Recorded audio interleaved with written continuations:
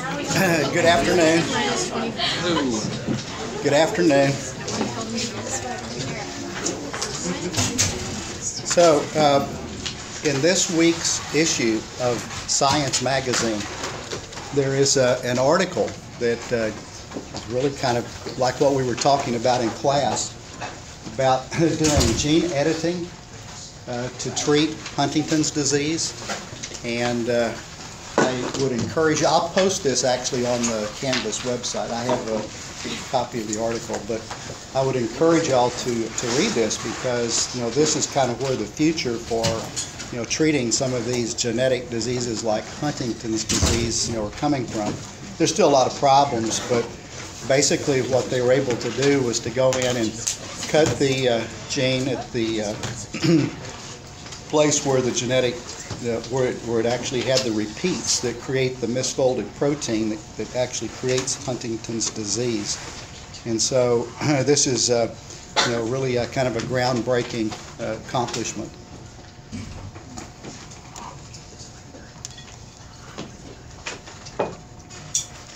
So the topic for discussion today is the cerebellum. The cerebellum is the other brain. And so we have the cortex and the brainstem and the diencephalon. Well, this other part of our brain is called the cerebellum, and it's primarily involved in motor function. And so it regulates, it's a subprogram. I don't know if you kind of remember from last time, we talked about two big motor subprograms. One program was the basal ganglia extrapyramidal system.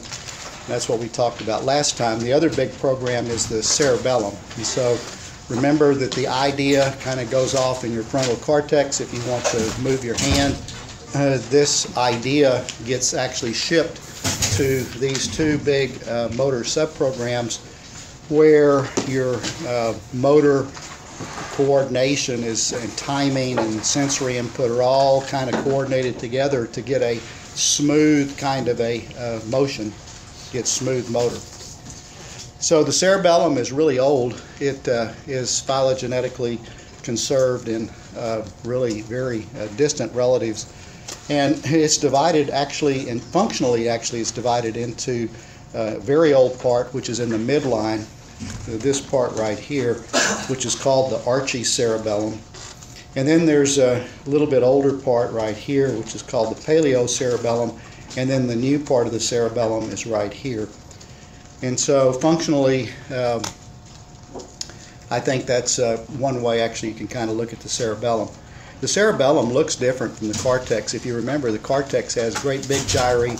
Well, the cerebellum has these little tiny gyri, and because of that, you can get a large surface area. It's like an accordion. You fold it down into many, many little folds, and you can get a lot of surface area into a very small area. And so, kind of to study this, what I've done here is, on a relatively fresh brain, just take a scalpel, and I've cut the brainstem at the level of the mesencephalon. And so this is actually the cerebral aqueduct. This is actually the beginning of the fourth ventricle. This area right here is the substantia nigra. So I point out to you that that's appropriately named because it actually looks black when you look at a fresh brain. That's where 50% of all the dopamine in your brain is located. And so we also talked about the cerebral peduncles. This is the big motor tracts coming down here. And then, of course, all of this over here is the cerebellum. The cerebellum is perfused. It gets its blood supply from the basilar system. So basically you have the vertebral, basilar, posterior cerebellar arteries, anterior cerebellar arteries, circumflex cerebellar arteries that are all branches off of the basilar artery system. The very last patient that I saw yesterday was a patient who had a stroke in the basilar artery, and as a result he has cerebellar symptoms that we're going to talk about today. And so this is something that can happen. You can get cerebellar problems because of strokes, and you can get cerebellar problems because of tumors. And so they all are kind of interesting in terms of the kinds of symptomatology that they produce. And so, well, the other thing that's interesting, so the cerebellum, the input to the cerebellum is all ipsilateral, so the right cerebellum controls your right arm and leg, unlike the cortex, which is, crossed. So it's ipsilateral. The other thing is that there are at least 3 complete maps, somatotopic maps of your body in the cerebellum. You have a map in the anterior lobe, which is this part right here. So your whole body is represented here, and it's represented again here in the posterior lobe, and then your trunk is represented in the nodulus and the flocculus part, the older part of the cerebellum. So you actually have 3 complete maps.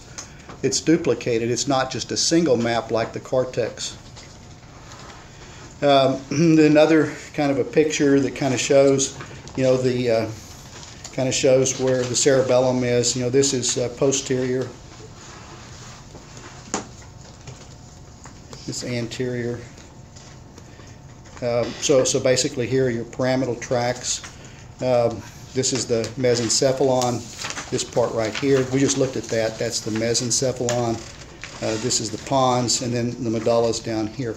And so the cerebellum is attached really to the pons through 3 big peduncles. There are 3 big white matter tracts: the superior, middle, and inferior cerebellar peduncle. And they have some significance that we'll talk about. Another cross section. So this is a cross section that actually is a sagittal section through the pons here, and then you can see the 4th ventricle here, the anterior cerebellum here, and then all the rest of this would be the posterior cerebellum. Okay, so again, the cerebellum looks different. It's the little gyri, the little folia of the cerebellum are much smaller than the cortex, and because of that it folds. It's very convoluted, very folded, so you get a lot of area. Fact is, the area of the cerebellum is about the same as one of your cerebral cortices. So, basically you get the same surface area as half of your brain that's compacted into the posterior fossa, where the cerebellum is. So, I want to go through here, and we're going to kind of go through some of the important landmarks that we're going to talk about when we talk about the wiring diagram, for the cerebellum. So again, just kind of to remember, we are always talking, or most all the time when we're talking about this, we have the 4th ventricle. This right here is the superior cerebellar peduncle. It's also called the brachium conjunctivum. If you look in different texts or different anatomy books, you'll see that as an equivalent term for the superior cerebellar peduncle. You can kind of remember that our pyramidal tracts are all kind of diffused into the pons, so basically they're not all located together in the pons. And then you can also see on this diagram the middle cerebellar peduncle. So this is the middle. That's the tracts that go into the cerebellum. It's also called the brachium pontus. So just a few different words that mean the same thing. So those are the main structures I think that are important on that slide. It's also interesting. You need to remember too that these nerves, these cranial nerves, come off kind of in pairs, and so this actually reminds me to remind you that we kind of think of cranial nerves 1 and 2 being kind of separate, and then cranial nerves 3 and 4 come off the mesencephalon. 5 comes off of the pons.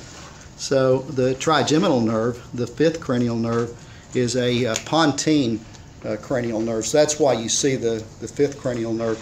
Cranial nerves 6, 7, and 8 all come off at the pontomedullary junction. We like to think of those kind of functionally together.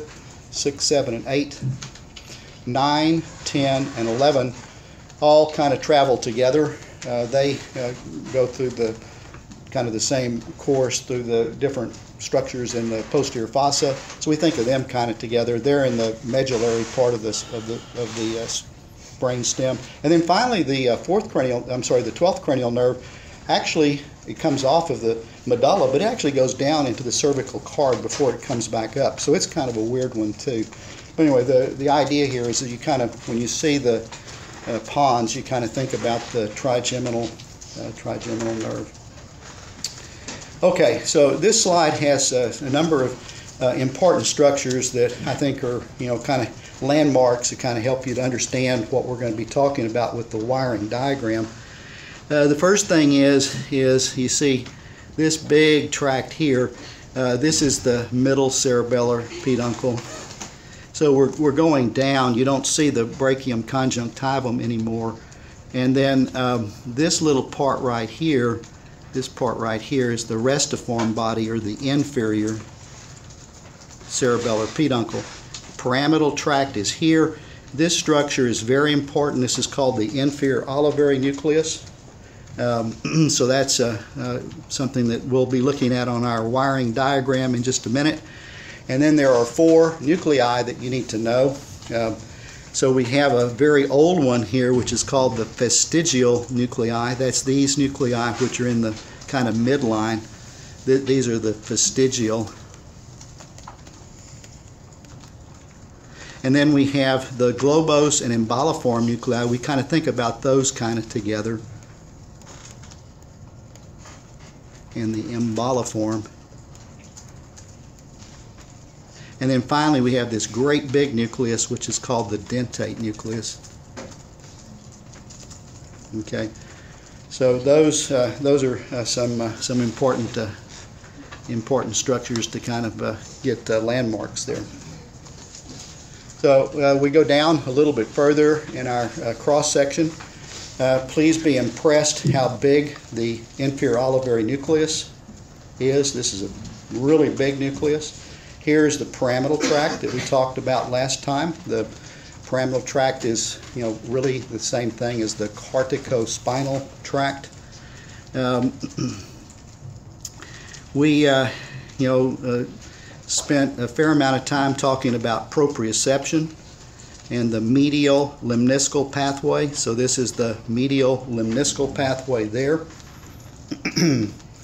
And so you kind of see that we've got motor, and we have proprioception, and a bunch of these things that are kind of converging together in the pons. And so that's kind of important in relationship to what the cerebellum does.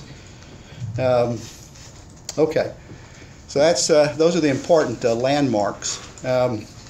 So what does the cerebellum do?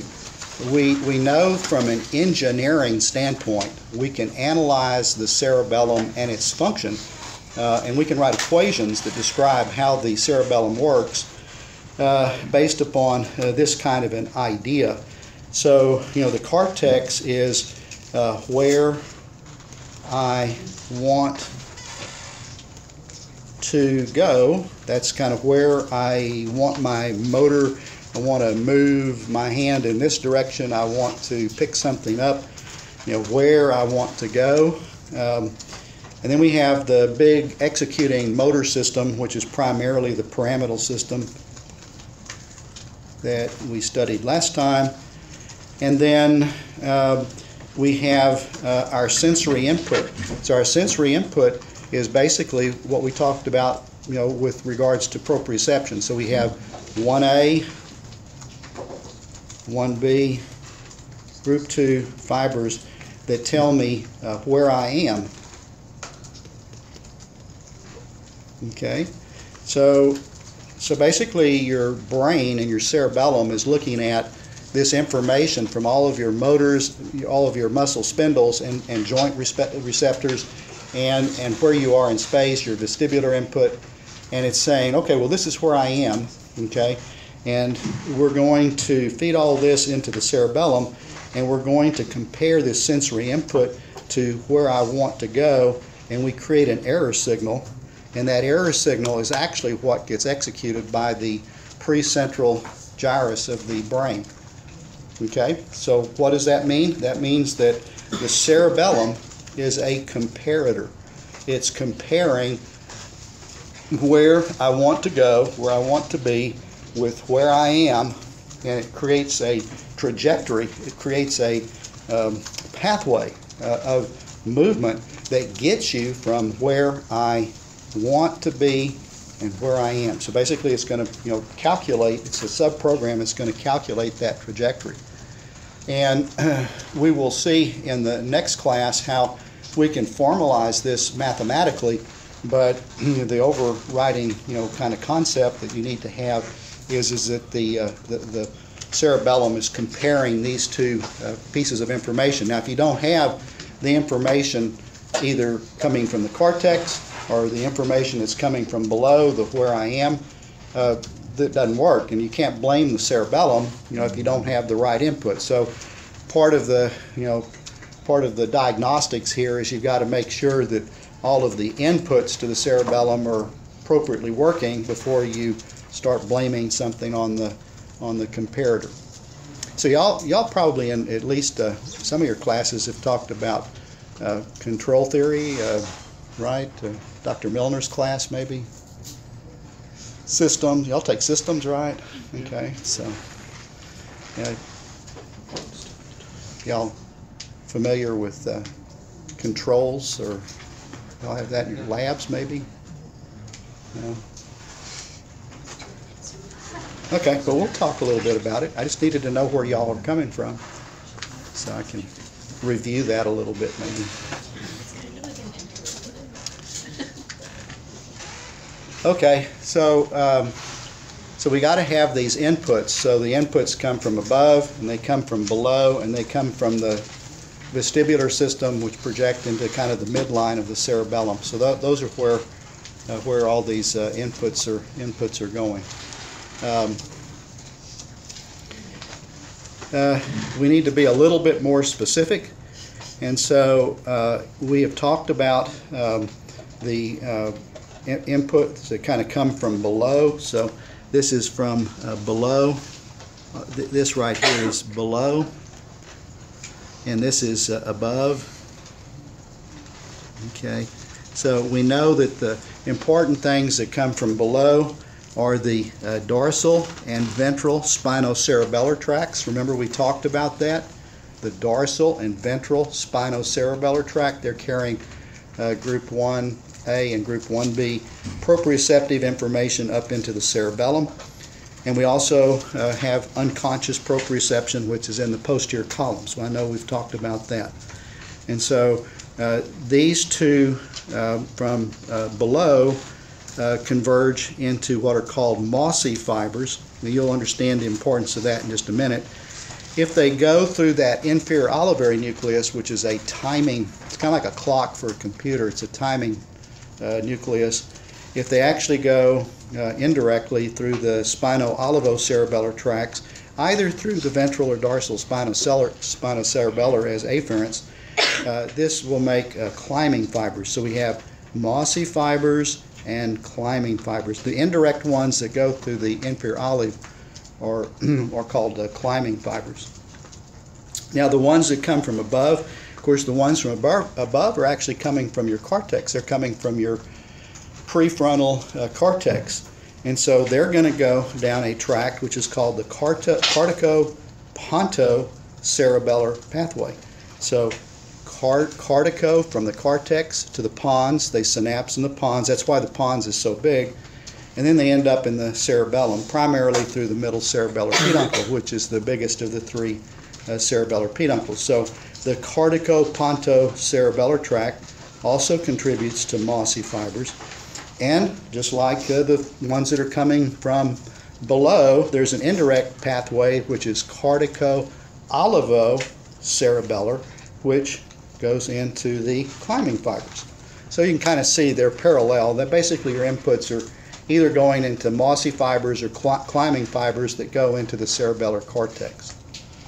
Okay, so this is the where I am and where I want to be. So for one of the other graduate classes I teach, I simplified the cerebellum into this diagram. And so really for this class you just need to understand and memorize this this slide, okay? And it's really not difficult.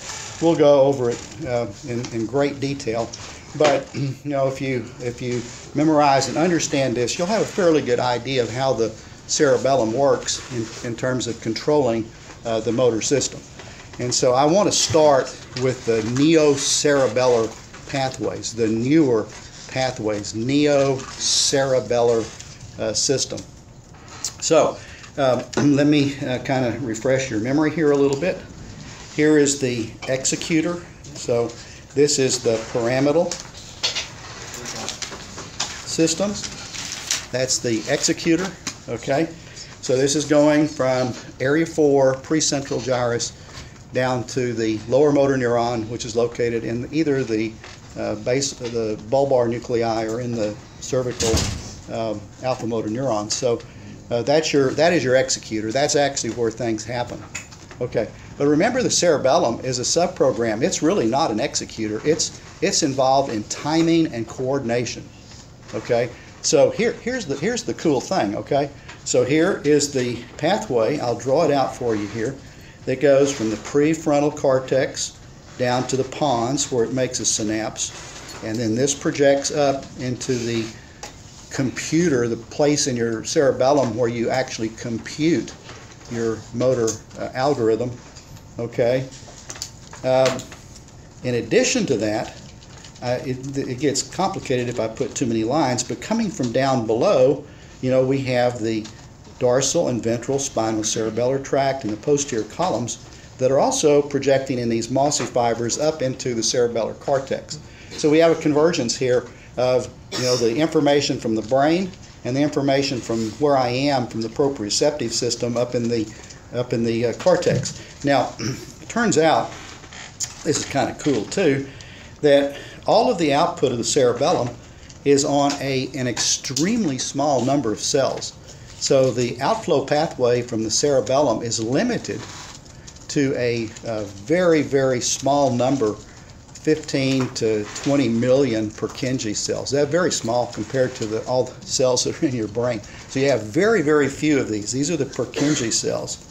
They're very big cells. They're so big, in fact, that you can see them with the naked eye. K. Hall and others, were the first ones to kind of see these, and that helped to understand that the brain actually was a cellular structure.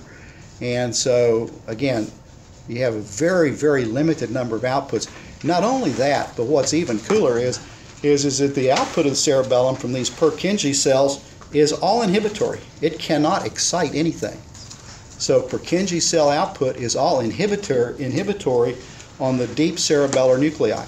So this neocerebellar pathway involves, the cortex to the pons to the cerebellar cortex, Purkinje cell. Then we go down to this is called the dentate nucleus here. The dentate nucleus then projects to the ventrolateral thalamus, which is here, and that projects right back up to the cortex. So you have a feedback loop there.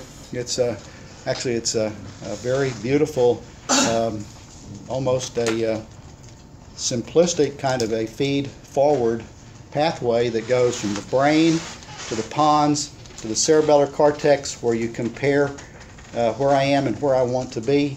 And the output is all inhibitory, very, very few outputs. They all come from the deep cerebellar nuclei. In the newer part of the cerebellum, it's the dentate nucleus. And that all projects to the ventrolateral thalamus, and that goes back up to the cortex. You notice there's no executor. There is no executor. It starts in the cortex and it goes back up to the cortex. Now, one other really kind of interesting thing about the cerebellum, remember that big inferior cerebellar, the inferior olivary nucleus of the cerebellum?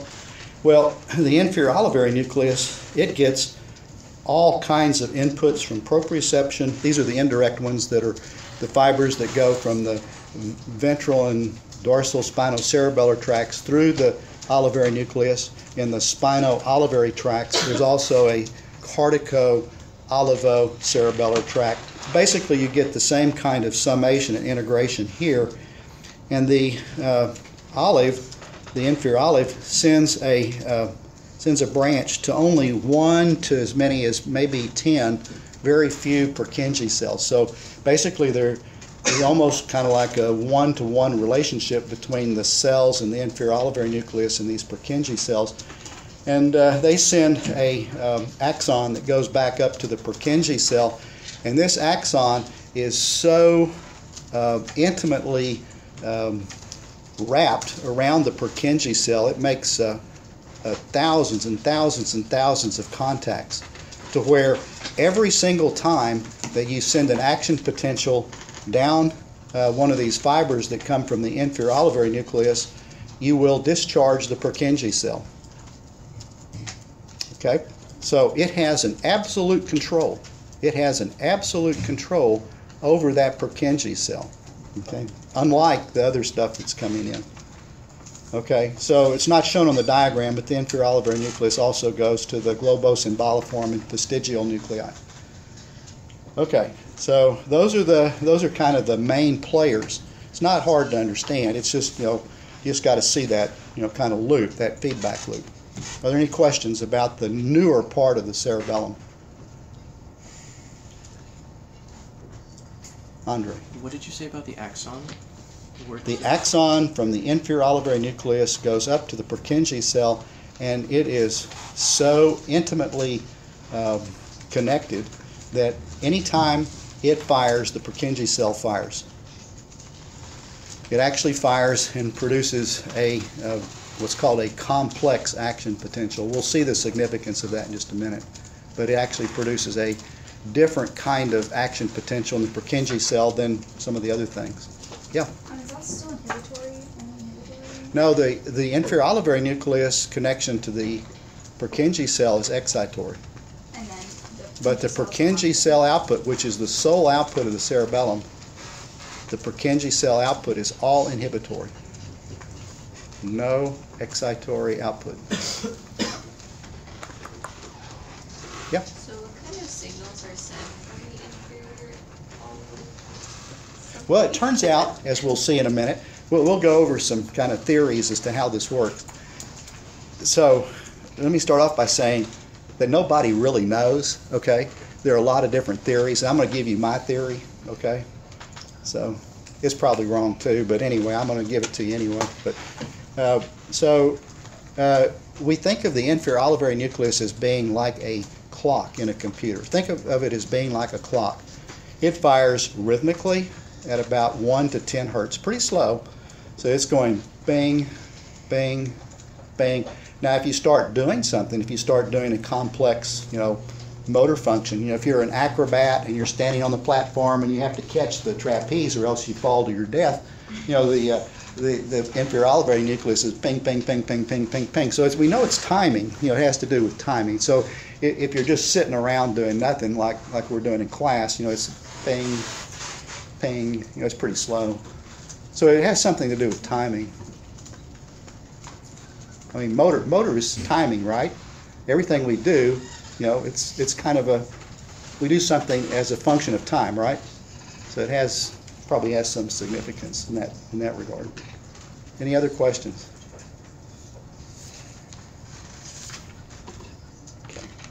Okay.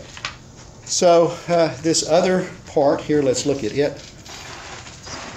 And so we have the same projections from the inferior. It's not drawn on this diagram because it gets too complicated. But basically, we have in this intermediate lobe. So this is new. This is not so. This is maybe older, and this is very old. Okay, and so this intermediate lobe of the cerebellum, projects down again with the total somatotopic body layout. It basically projects down to the globose and emboliform nuclei, but instead of going to the cortex, this nucleus here projects in cortico-rubral fibers to the red nucleus, which is, remember, the red nucleus is the largest of the extrapyramidal systems, and the red nucleus actually does have an executor, which is called the rubrospinal tract.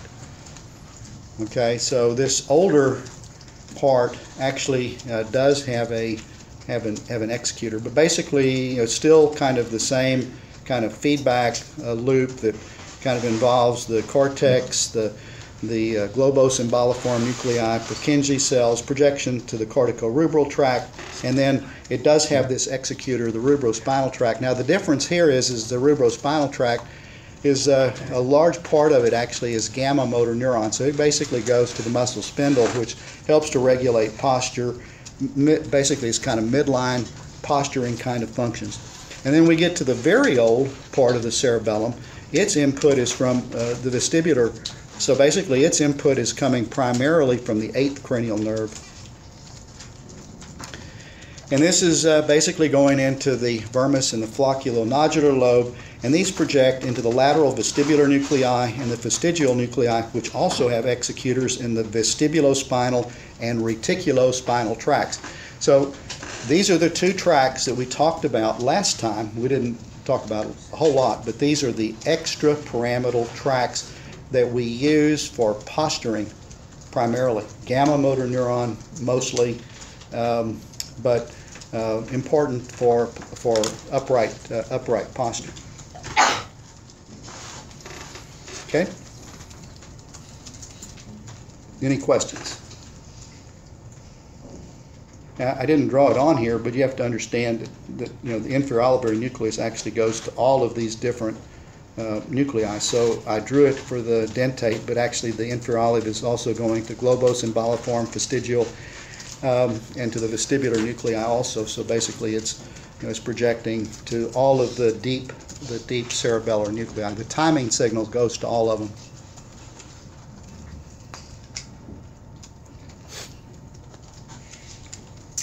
Okay. So again, I think that's a lot easier if you just memorize that diagram. This one's I think a little harder to understand, but it does the same thing. Basically, it shows the cortex to the pons. Pons goes up basically to the cerebellar cortex. Cerebellar cortex, this is where you actually do the comparing here, and its outflow pathway goes to the dentate, goes down through ventrolateral thalamus or to the red nucleus, and then it goes back up to the cortex. So basically it's the same diagram.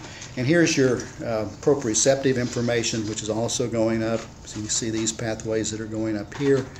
And the posterior column pathways project up to.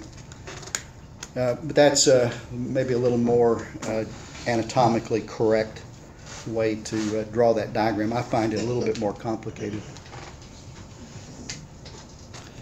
Okay, so why do we like to study the cerebellar cortex? Well, the cerebellar cortex is much, much simpler than the cerebral cortex. It only has 3 layers. The cerebral cortex has 6 layers. So, the connections are actually much easier to study. It only has 3 layers: the molecular layer, the Purkinje cell layer, and then it has this granular cell layer. Now, the granular cell layer, you have more granular cells in your cerebellum than you do in all of the rest of your brain. Okay, so this is the most common, good quiz question. What's the most common neuron in your brain? It's the granular cells. They're very small, and they make parallel fibers in the cerebellar cortex. So basically, there are those 3 cell layers, and we'll see how they're connected in just a second. One of the unique features about the cerebellum is all of this information from these mossy fibers are actually projecting into what's called the cerebellar glomeruli. They kind of look like a renal glomerulus because they're like a little ball because they got so many dendrites all wrapped into kind of together. But basically it's how the mossy fibers synapse on the dendrites of the granular cell. So this is actually an intermediary, also has some Golgi cells, but basically it's kind of an intermediary between the mossy fiber and the granular cell. So the architecture of the cerebellum is well known. It's been known for over a century. And basically it goes like this. So the Purkinje cells, if you can think of the Purkinje cells as being like this with a fan, okay? The Purkinje cells have their outflow, which goes to the deep cerebellar nuclei down here, and then its dendritic tree up here is perpendicular to the parallel fibers, which are the dendrites from the granular cells. So if you can imagine, every granular cell, which is 10 to the 11th, you have bazillions and bazillions, is coming up, and it comes up here, and it intersects the the fan of the Purkinje cell at right angles. So you have granular cell, parallel fiber. The parallel fiber looks like an antenna. It splits and then basically makes the synapses with the Purkinje cells in the molecular layer of the cerebellum. Okay, it's the same everywhere.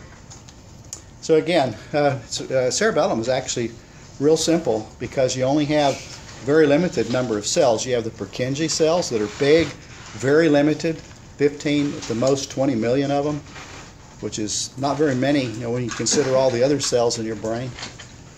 But because of this fan and because of these parallel fibers, the Purkinje cell actually makes a synapse with hundreds and hundreds and thousands, hundreds of thousands of parallel fibers.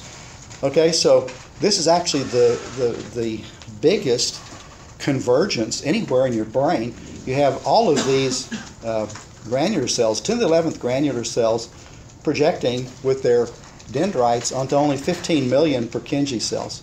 So you can, again, granular cell, axon, it's an antenna, goes perpendicular through the Purkinje cells. And then we have some other cells that do lateral inhibition.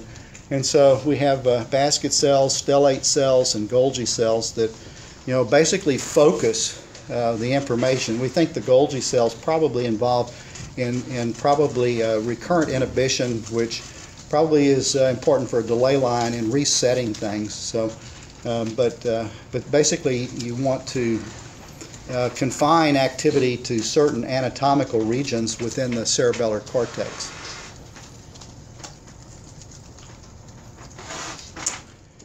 And likewise, there's only two. You know, on the other diagram, I identified for you number 1 and number 2. And so we only have two kinds of inputs. We have these mossy fibers, which come from the cortex and from down below. They all go to the cerebellar glomeruli, and eventually they go to the granular cells. And then we have the climbing fibers. And we have one climbing fiber for each Purkinje cell, which can also branch to fewer than maybe 10 Purkinje cells, but it makes enough synapses with the Purkinje cell that it always produces an action potential.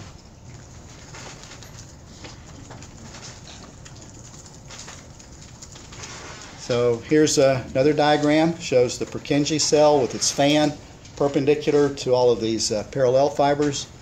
Parallel fibers are coming, you know, from down in the granular cell layer. Okay, and this is my favorite diagram. I think this is the one that's easiest to kind of understand. And so it kind of shows the Purkinje cells with their fans of dendrites perpendicular to all of these parallel fibers. And the parallel fibers are coming, you know, from these granular cells down here. Here's the mossy fiber. This is the cerebellar glomerulus. But here's all your mossy fiber input. Comes up, makes these antennas that go like this through the Purkinje cells. So you've got, you know, bazillions and bazillions of these antennas that are going through the Purkinje cells.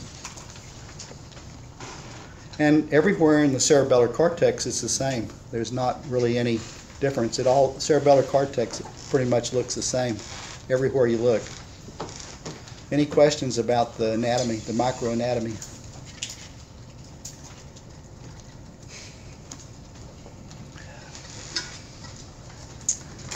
Okay. So, let me show you some other, I'll show you some facts. So we're going to talk about the facts first, and then we'll talk about some of the theories as to how this maybe works together, how it kind of works. Okay, so the picture here, these are the action potentials that you record from the Purkinje cells. So this is the action potential, you know, that you get if you stick a needle into the Purkinje cell. And so we know that these, first off, the Purkinje cells will fire automatically. So they have what's called maintained activity. They will fire with no input whatsoever. But the number of spikes per unit time, how fast they fire, the action potentials per unit time is actually a function of how much excitation that they're getting in the parallel fibers. So we know that this firing rate here is proportional to the activity, the input from the parallel fiber.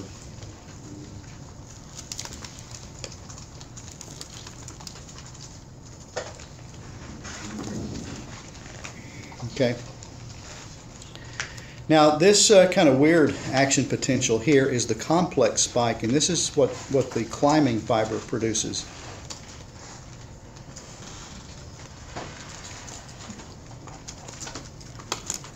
So, Andre, if you're analyzing this data set, what do you think that means? In terms of what? I don't know. I'm just asking you to make a hypothesis.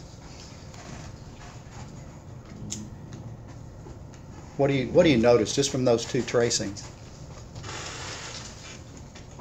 Those are two different Purkinje cells. Those are intracellular recordings from two different Purkinje cells.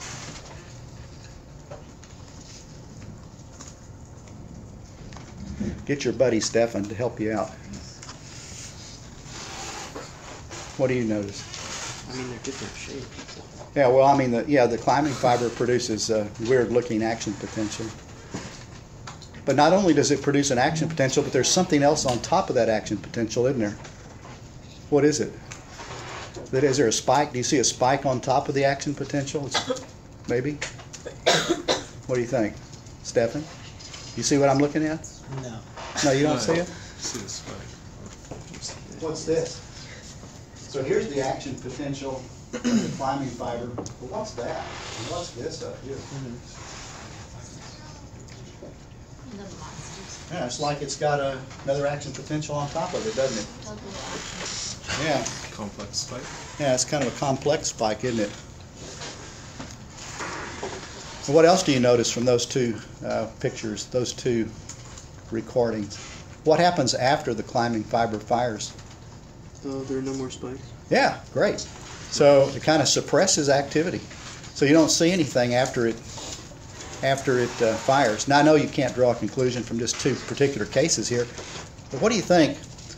If you look at the number of spikes that's on top of the complex action potential, if you look at the number of spikes, does that somehow or another correlate with the number of spikes that were going on before it? Maybe? Yeah. Are the parallel ones firing at the same time as the climbing ones? So you have maybe for each Purkinje cell, you may have 200,000 of these parallel fibers. So this isn't a firing of a parallel fiber, but what this firing rate here represents, it represents how much combined excitation there is in that parallel fiber, you see? And so it'll fire even with no excitation. But if you get it excited with some input from the parallel fibers, then you get a higher firing rate than when it's not excited. But I would propose to you that there is this kind of compensatory pause where you see nothing after it fires. Kind of interesting. Okay? And I would say, and in fact, you can look at bunches of these, and it does pan out that the number of spikes that you have here correlates with the activity that was going on before it.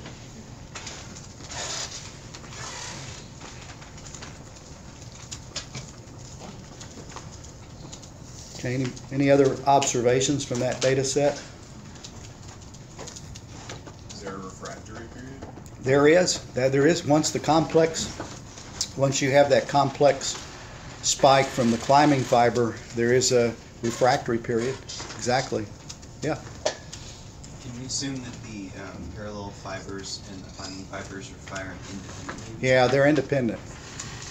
Yeah, I say they're independent. I don't know that for sure, but they're different fibers, so it's probably they're independent. Okay. All right, so now we've got some data that we can maybe make some hypotheses. And here's another piece of data. If you look at these Purkinje cells, actually represent what's called a beam, B-E-A-M, beam of activity in the cerebellar cortex. Let me explain what that is. And so if you look at a group of these Purkinje cells, because of the lateral inhibition, it turns out that you actually get focused activity in groups of these Purkinje cells together. And so that's all accomplished through this lateral inhibition. And that's, like the basket cells here and the stellate cells. So they kind of inhibit the things that are off beam. So if you actually look at this, from a little bit less magnified perspective, what you end up is you end up with beams of activity. And so for a given kind of movement, like for example, you've got an array of electrodes that's measuring the activity in the Purkinje cells. And so if the rat is licking, if he's licking to get a reward, well, there are certain beams that get active and certain ones that are not active.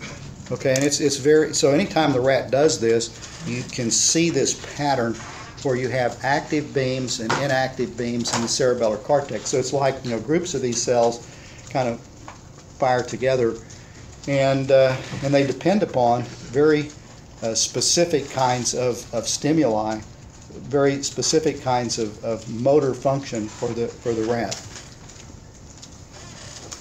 Okay.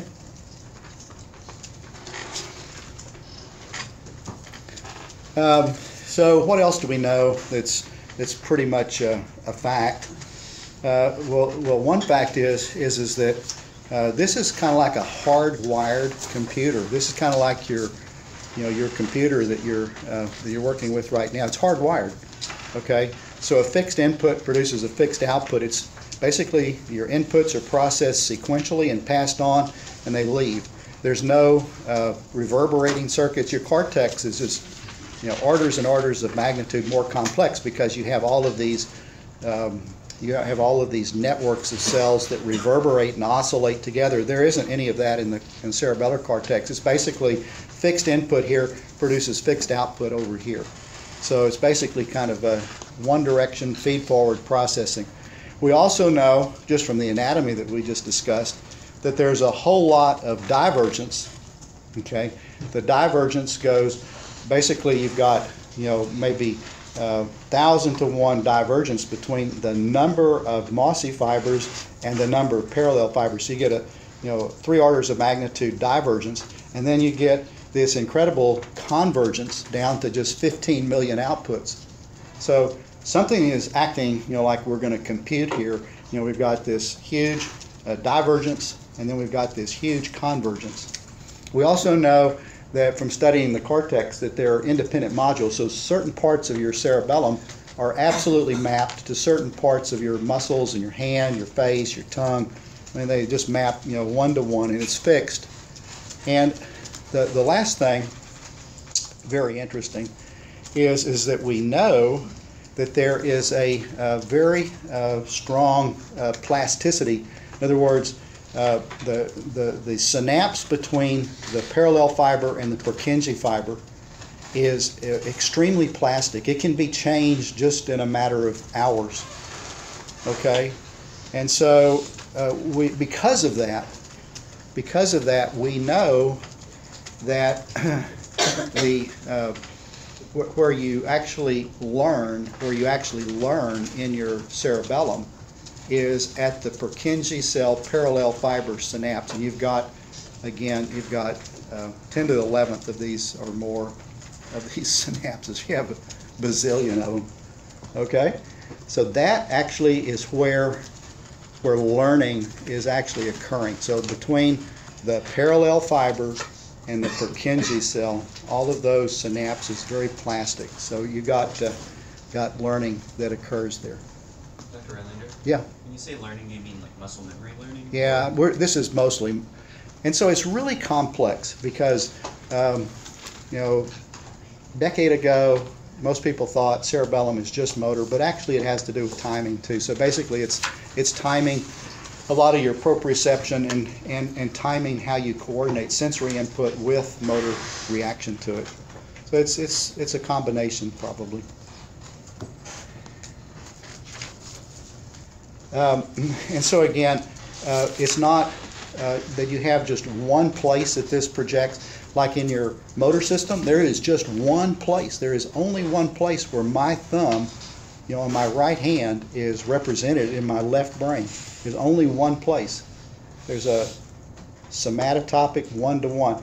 But in the cerebellum, you have all these modules, and so you get multiple kind of representations of the body part in the cerebellum. So that's kind of a little interesting too. And so this kind of reinforces a little bit of the idea we were just talking about. So mossy fibers amplified into granular cells get this huge divergence, and then you get all this convergence back down onto just a extremely small number of negative outputs that come out of the Purkinje cells. And so, a lot of folks that, like to do computer modeling have modeled and studied and tried to figure out, exactly, what all of that means. And I'll give you Rylander's theory. It's probably wrong, but this is, I'd encourage y'all to read this in the literature. But there are two big schools of thought. One is that when that pulse comes down, the complex pulse comes down the climbing fiber to the Purkinje cell. One school of thought, it's supported by scientific literature and measurement, is that you fire the climbing fiber, and when you fire that climbing fiber, what happens is that you basically can store the level of activity. It's kind of like a right signal. So basically, if I pulse the Purkinje cell with a climbing fiber, then what happens at that complex spike, what it does is those parallel fibers that are firing at that instant, that synapse gets strengthened. And so it basically is reinforcing patterns of activity. So the climbing fiber is a fiber that's a right signal up to the cerebellar cortex. That's one kind of theory about how it works. Now, I kind of like a different theory, and this theory is this: that actually that climbing fiber, what it does, it's if you think of the cortex as being, cerebellar cortex as being like a computer, okay, and you think of each Purkinje cell as being a 1 or a 0, it's either on or off. That every time, see, you fire the climbing fiber, go back and show you why I like this. Every time you fire that climbing fiber, what happens is you actually, instead of a write, you actually get a read, okay? And that read signal is the number of action potentials that's actually riding on top of that complex spike. So, if this is, think of it being like a clock in a computer, every time I pulse it, I'm getting a readout that tells me the activity in that Purkinje cell in the previous 10 milliseconds. Basically, it tells me how many spikes have gone before it. Okay? So whether it's a read or a write signal, and maybe it's a combination of both, we know that the output from the Purkinje cell chisels away, modifies, refines. It makes your motor system work in a coordinated, smooth movement. Okay, so anybody want to have another theory, or? I truly don't know. Read or write, or both, or none. But it's a kind of a tantalizing thought.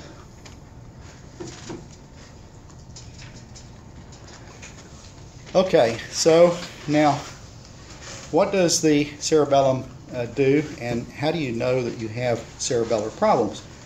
Well, you have to talk about these different parts of the cerebellum. So you have the old part of the cerebellum, the part that's tied to the vestibular system,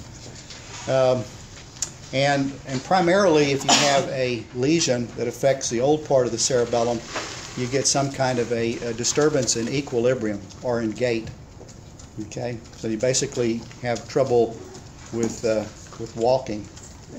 The slightly newer part of the cerebellum, the spinocerebellum, which comes from primarily the intermediate lobe of the cerebellum, changes your postural reflexes, and you can become either hypotonic or hypotonic. Typically in the cerebellum, you tend to become more hypotonic. And then finally, the important one for us is the lateral hemisphere, the pontocerebellum, the part that is the big part. We know that troubles here produce a homolateral, same side, hypotonia, become hypotonic, and you get ataxia. So we'll kind of explain that in just a minute. You become clumsy. You know, somebody has a cerebellar stroke or cerebellar tumor cannot perform very skilled repetitive motion. The other thing is you end up with an intention tremor. And so an intention tremor is different from Parkinson's. Parkinson's has the resting tremor. Parkinsonian actually does something. The tremor goes away. For the cerebellar problems, you only manifest the tremor when you actually are doing something. And so at rest, there's absolutely no tremor at all. And so I'm going to get Elizabeth to come up and be my patient.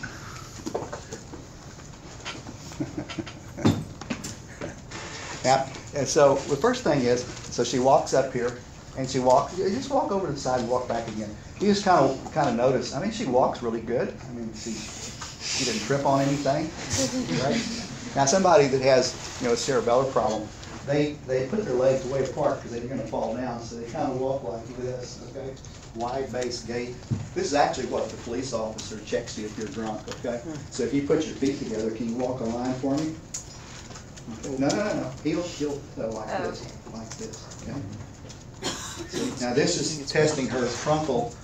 This is actually testing the vestibular cerebellar part. And so if you get drunk, well, basically it knocks that out, so you can't do that. The other thing is that in order to maintain upright posture, there's three things that it takes. It takes vision, so there's three pathways to stay upright. Vision, proprioception, which we've talked about, and then vestibular input. Now it only takes two, okay? So for example, just stand here with your feet together, close your eyes, okay? Now she can stand there just fine, okay?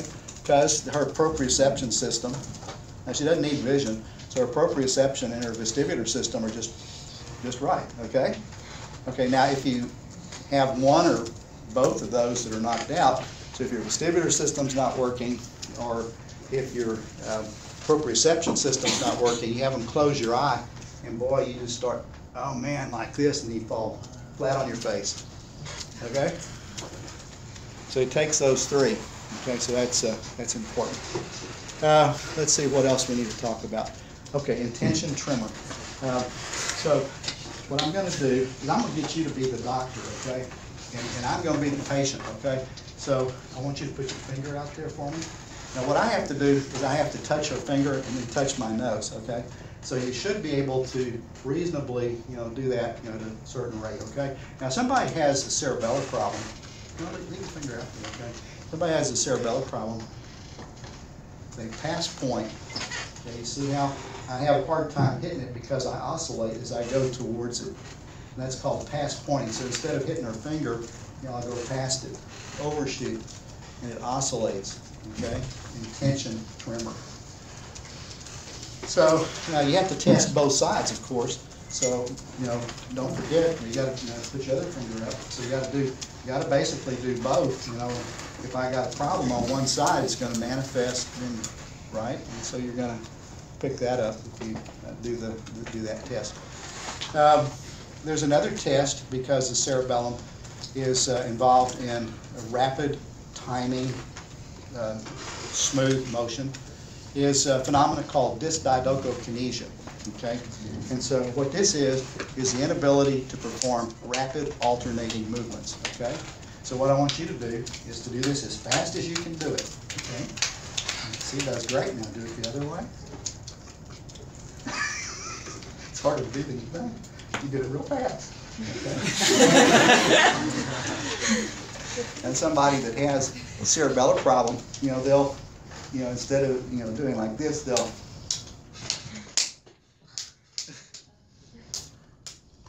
Okay, you can't do the rapid, and that's called loss of, or dysdiadochokinesia, loss of rapid alternating movement. Somebody that has cerebellar pathology will also have very characteristic speech. It sounds like this. Okay, it's kind of speech. Okay, so it affects your speech too, because speech is a lot of rhythm, and you have to be able to process it. Specifically, that covers most of those. The composition of movement, yeah, you just can't do smooth things. I mean, you pick something up, well, you kind of do like this, and then you might do like this, and then finally you might get to it. So basically, all movement is kind of broken down. Elizabeth, thank you very much. You passed good. No cerebellar problem.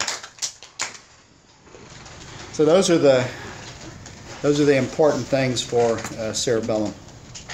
So in order to call somebody a cerebellar issue, you have to make sure that the efferents work. So you have to test proprioception. How do you test proprioception? How do you do that, Daniel? Yeah, 2-point discrimination, or you can use a tuning fork.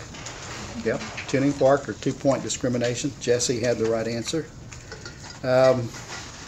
So you absolutely have to make people move. You don't detect cerebellar dysfunction unless you actually move. And so you have to make somebody both walk and test their hand-eye coordination. And cerebellar pathology manifests itself ipsilaterally.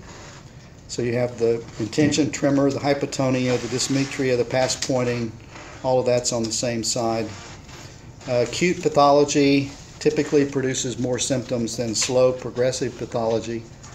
And if there's a problem, see, the other input to this is the frontal lobe. If you actually have a frontal lobe tumor instead of a cerebellar tumor, what happens is that you also have affect other cognitive issues. So basically you have trouble with affect and you have trouble with mental processing. You basically have cognitive issues. Cerebellum, you're not going to really get cognitive issues. So that's just a good way to tell if the above pathways are working. So what kinds of things happen kind of commonly with cerebellar pathology? The patient I had yesterday was a superior cerebellar infarct. So you can have a stroke, you can have a hemorrhage. Typically those happen in older folks. Tumors for the cerebellum are very, very common. So if you go over to Dell Children's, you'll find that this is actually one of the more common places actually that kids get brain tumors. And the brain tumors that kids get typically are medulloblastomas or astrocytomas. And again, the manifestation is ataxia. So mom or dad picks up that the kid's getting a little uncoordinated, and so you take them in, do an MRI scan, you can see that there's a brain tumor that actually is affecting the cerebellum. There's another interesting set of problems. It's called von Hippel-Lindau syndrome, which is a hemangioblastoma. So you basically can get a abnormal AV. It's almost like a growth in the cerebellum, and that is a autosomal dominant kind of inheritance, so it's a genetic defect, von Hippel-Lindau disease, and actually the cerebellar symptoms are sometimes the very first way that you know that there is a problem, and so that's diagnostic.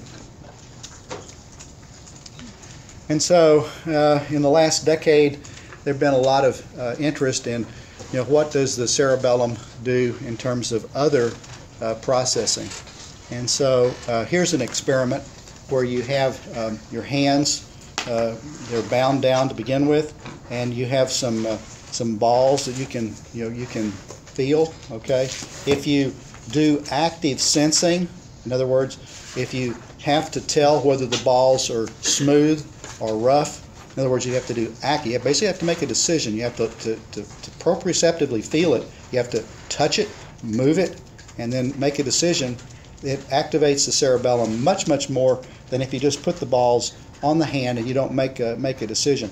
So if you look at the MRI scans, the very most activity that we record in the deep cerebellar nuclei are, again, with not just with having it touch you, but you actually go in and you feel it. You actively interrogate the shape, the texture, and so on, which is what we do. I mean, you stop to think about it.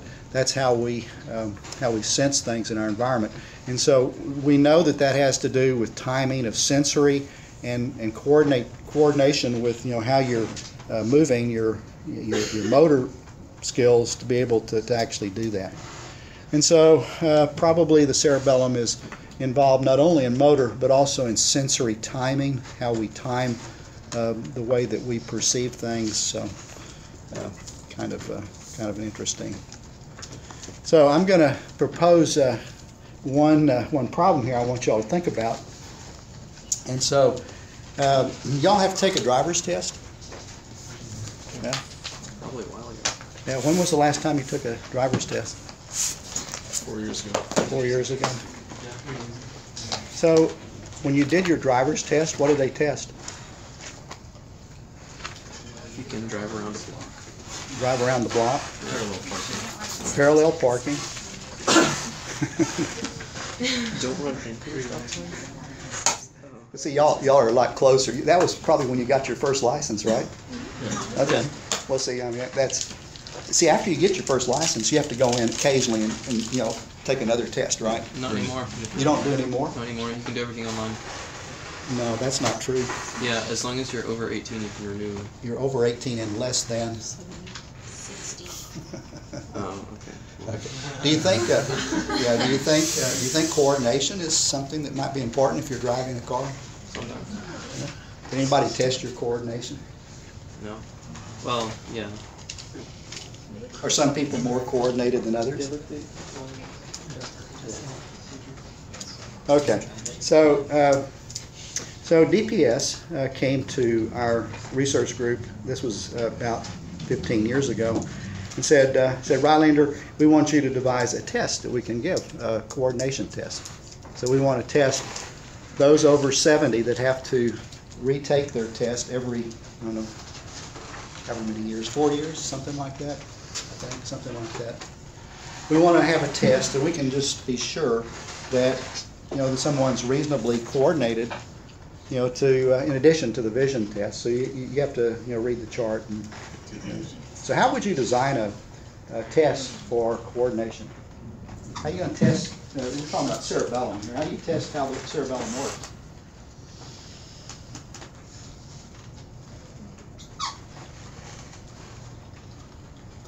Y'all are biomedical engineers. Y'all should know some ideas or some thoughts about how you would devise a test here.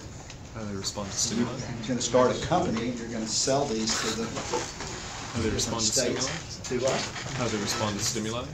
So in order to test the cerebellum, you have to make somebody do something, right? Jumping jack. So you could have. Jumping jack. That's Okay. So say they have to point towards where a stimulus is. Yeah, it's like a light turns on, they touch it. Yeah, that's a pretty good idea. How about a video game? You think that might be a good test? They probably yeah. won't know how to play. Won't know how to play? Okay. You're discriminating against us older folks. I would propose to you that a video game might actually be, and in fact it's borne out by science, that video games actually do increase your ability to coordinate. I mean, it's actually, it's a fact that the more you repetitively do something, the better you get at it, right? So if you want to play tennis, you don't just sit on the couch. You go out and you play a few tennis games, right? Is that right? Yeah. Okay. So, anyway, so let's devise a video game. How can we make a video game that we can just have our person take to see if they're coordinated enough to get a driver's license? Make it a car driving game. That way you test both of them. Do what? Make it like a Need for Speed game. That way you Need for test Speed. Have you ever been, so you get somebody that's really old, you got to really watch the little old men or ladies that wear hats, that are kind of like this in the car, and they're just going, 40 miles in a 60-mile zone. Y'all know what I'm talking about? Their hearts. All right, so I disagree with the Need for Speed, because if you get that person, and you tell them they have to go fast, they're going to crash into something. But anyway, what we might do in our video game is just real simple. And I think somebody here, I think you had the right idea. All I have to do, it's very simple. All I have to do is create some kind of a stimulus. It can be, we could do all kinds of different kinds of stimuli. Basically, I want to create a step function, and I want the person that's doing the test to have some kind of a pointer, and so I know what my step function is here, okay? And what I'm gonna do, so I've got my testee here, and so what they have to do is to follow this. So it may be that they just see a ball that moves, and they have to keep the pointer on the ball. Okay, so this moves, it takes a certain amount of latency, and then it's going to ring somehow or another like that. The game Pong. I know. Do what? The game Pong. Mm-hmm. Something like that, right? And so basically I have my input, and I record my response, my output. Okay, and if I do a few trials like that, I can basically come up with a equation that describes the transfer function for the cerebellar system. So I can then plot on a graph here. I can plot that you can follow it up to a certain frequency, and then it drops off. And actually, this is very easy to do. And so this becomes the transfer function for the human.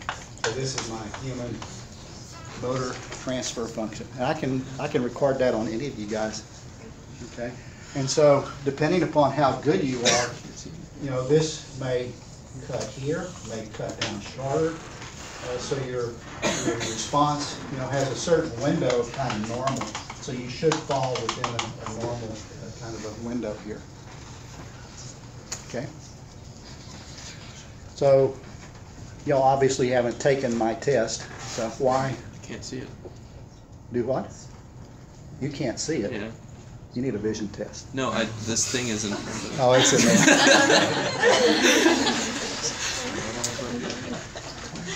So y'all haven't taken the test, so why didn't you take the test? It's assumed that Do we're. what? It's assumed that we're all good enough at it. This is called politics.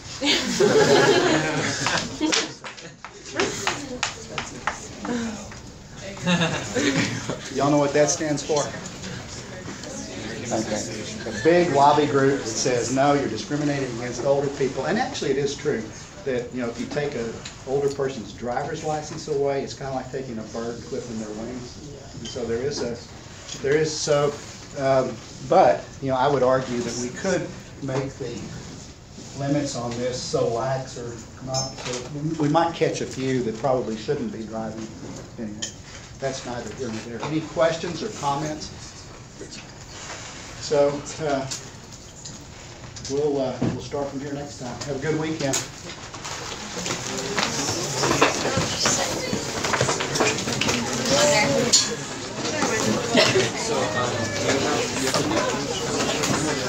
Well, I'm gonna lab, but like, I can leave it up. Yeah, I know. I just put it in the next one.